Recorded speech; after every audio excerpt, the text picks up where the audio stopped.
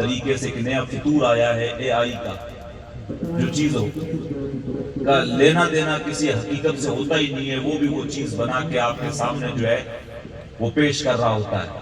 فتنوں کا دور ہے۔ حضور علیہ السلام نے ارشاد فرمایا تھا، ایک وقت حضرت علی المرتضیٰ کرم اللہ تعالی وجہ الکریم سے روایت ہے، حضور نے ارشاد فرمایا ایک وقت آئے گا جب فتنے کالی سیاہ رات کی طرح نمودار ہوں گے۔ صحابہ اکرام نے عرض کیا حضور اس سے نکلنے کا مخرج کیا ہوگا، اس سے کس طریقے سے نکلیں، بچے کیسے اس سے؟ تو حضور نے بے ساختہ ارشاد فرمایا کتاب اللہ کی کتاب قرآن کو مضبوطی کے ساتھ پکڑ لینا، پھر اس فتنوں سے تم لوگ بچ جاؤ گے۔ اور ایک حضور علیہ السلام کی وہ حدیث جو مشہور حدیث ہے، جو اہل بیت اور قرآن کے تعلق سے، حضور نے ارشاد فرمایا تمہارے درمیان دو بھاری بھرکم چیزیں چھوڑ کے جا رہا ہوں، ایک کتاب اللہ اور دوسری میری اہل بیت۔ ان کو اگر تم مضبوطی سے پکڑ لو گے تو کبھی بھی تم جو ہے لن تضلوا بعدی، میرے بعد کبھی بھی گمراہ نہیں ہو سکتے۔ لیکن ہم لوگوں کے ساتھ ایک مسئلہ یہ ہوا کہ ہم لوگوں نے نہ تو قرآن کو ڈھنگ سے پکڑا اور نہ ہی اہل بیت اطہار کا دامن ہم نے مضبوطی سے پکڑا۔ قرآن بھی صرف ہم نے رکھا تو طاق میں رکھا سجا کے، کبھی قسم کی ضرورت پڑ گئی تو تب ہم نے جو ہے وہ اس کو اٹھا لیا، یا زیادہ سے زیادہ ہم نے قرآن کو بھی استعمال کیا تو کب جب کسی بیٹی کی شادی ہوئی تو اس کو جہیز میں دے دیا، یا کہیں پہ لڑائی جھگڑے کا معاملہ بن گیا تو سر پہ ہم نے اس کو رکھ کے قسم کھا لی، یا زیادہ سے زیادہ یہ ہوا کہ کسی 60 70 سال 80 سال کے بوڑھے کی جو مدت سے بیمار تھا، روح جب حلق میں آ کے اٹک گئی تو ہم لوگ سورہ یاسین لے کے بیٹھ گئے اور سورہ یاسین پڑھیں اور پڑھیں گے تو اس کی روح جلدی نکل جائے گی۔ علامہ ڈاکٹر اقبال نے کہا تو جاہل ملوں اور کاہل صوفیوں کے پھندے میں ایسا پھنسا کہ تو نے قرآن سے بھی سیکھا تو صرف مرنا ہی سیکھا۔ اس میں کوئی ڈاؤٹ نہیں ہے کہ تو سورہ یاسین پڑھے گا تو انسان کی روح بڑی جلدی نکل جائے گی، اس میں کوئی جو ہے وہ شک والی بات نہیں ہے، اللہ اس کی روح کو جلدی جو ہے وہ رخصت کر دے گا اس کے جسم سے۔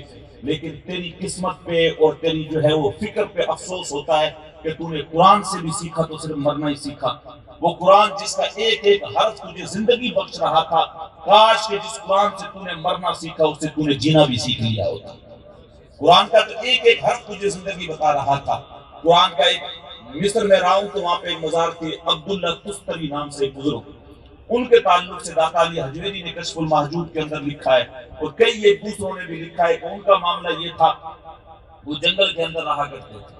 ہم اولیاء اللہ کے نام کا عرس مناتے ہیں، اولیاء اللہ کی زندگی کو اگر ہم لوگ پڑھیں اور ان کے صحیح معنوں میں زندگی کو دیکھیں، لباس پہن لینا یا جو ہے وہ آج کل جس اعتبار سے فروڈ بازیاں چل رہی ہیں، اور آپ جائیں درگاہوں کے اوپر تو لمبی لمبی لٹیں رکھی ہوئی اور اندر جو ہے وہ جوئیں گھوم رہی ہوتی ہیں، اور کسی نے بھانگ پی رکھی ہوتی ہے، کسی نے 10 انگلیوں کے اندر انگوٹھیاں پہنی ہوئی ہوتی ہیں، اور چمٹا ہاتھ میں لے کے کوئی ادھر سے کیلے نکال رہا ہے، کوئی ادھر سے نکال رہا ہے، اور یہ ہمارا نوجوان جس کا دین سے کوئی واسطہ نہیں ہے سوچتا ہے یہ بہت بڑا پہنچا ہوا کوئی بابا ہے۔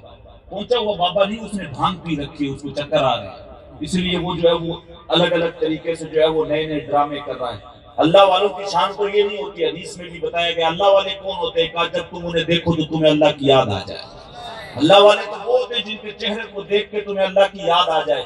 یہ اللہ والے ہو ہی نہیں سکتے جو 6 مہینے سے نہائے نہیں ہیں، جن کی لٹیں جو ہے وہ یہاں گھٹنوں تک پہنچ رہی ہوتی ہیں، جو بھنگ پی کے مست ہو رہے ہوتے ہیں اور کہتے ہیں کہ ہم تو جا کے نماز مدینے میں پڑھتے ہیں۔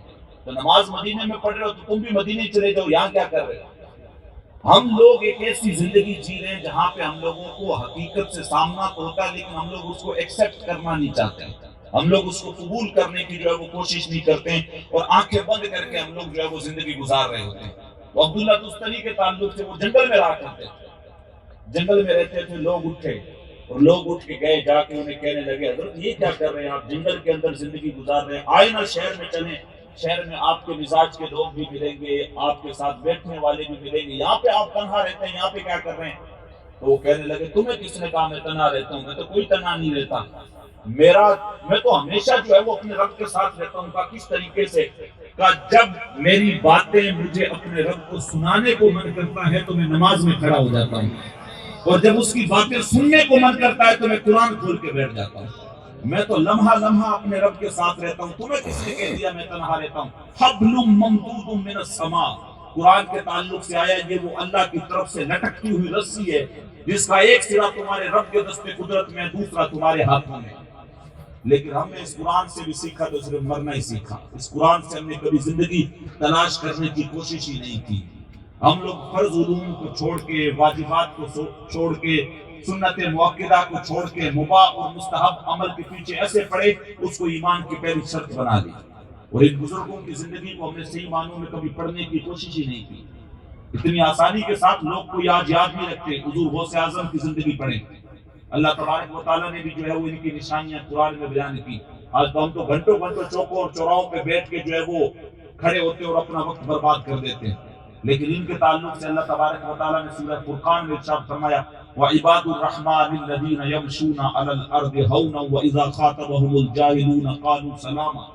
کہ رحمان کے بندوں کی ایک نشانی یہ ہے کہ یہ جب زمین پہ چلتے ہیں تو آہستگی کے ساتھ چلتے، اپنے قدموں کو پٹک پٹک کے تکبر کے ساتھ نہیں چلتے، آہستگی کے ساتھ چلتے. میرے اور آپ کے پاس چند پیسے آ جائے تو ہماری ٹور بدل جاتی ہے، ایٹیٹیوڈ الگ ہو جاتا ہے، بات کرنے کا لہجہ بدل جاتا ہے، لوگوں سے سلام نہیں کرتے، لوگ ہمیں بڑے چھوٹے اور بونے نظر آنے لگ جاتے ہیں. جب تھوڑا سا اسٹیٹس ہمارا ہائی ہو جاتا ہے تو ہم لوگ لوگوں سے بات کرنا پسند نہیں کرتے.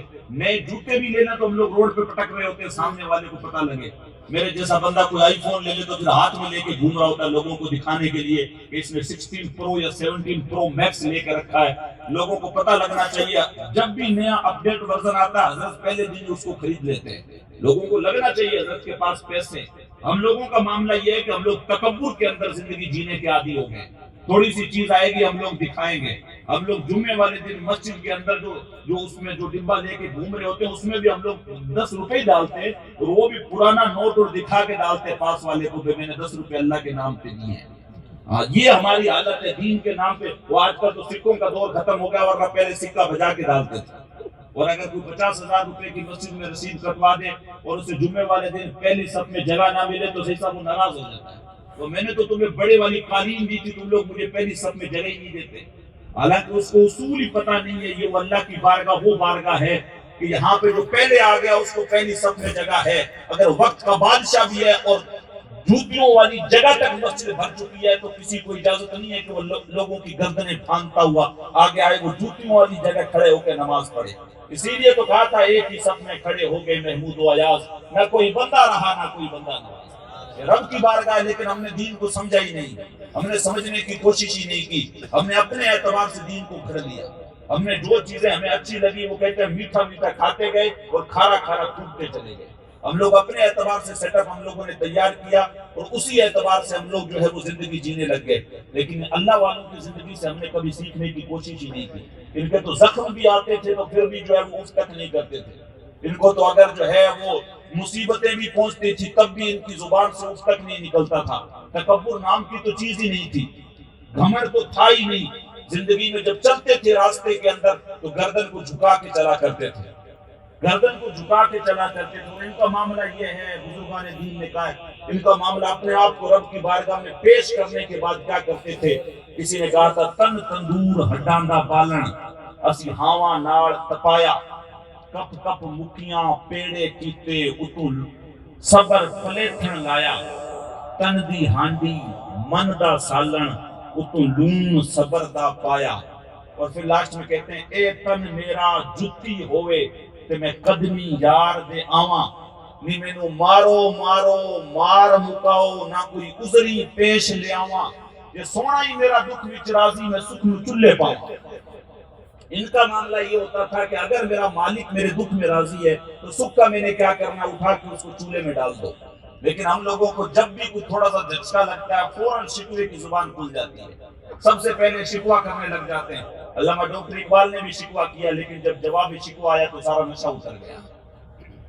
تھوڑی سی کوئی چیز کرتے ہیں تو ہم لوگ اپنے کندھوں کے اوپر جو ہے وہ اس کو کریڈٹ دیتے ہیں، اپنے دماغ کو کریڈٹ دیتے ہیں. حضرت یہ میرا دماغ ہے، دیکھو 5 سال پہلے میں کیا تھا، آج میں نے محنت کی، میرے پاس گاڑی ہے، میرے پاس بنگلہ ہے، میرے پاس یہ نہیں کہے گا کہ حضرت یہ اللہ کی ساری مہربانی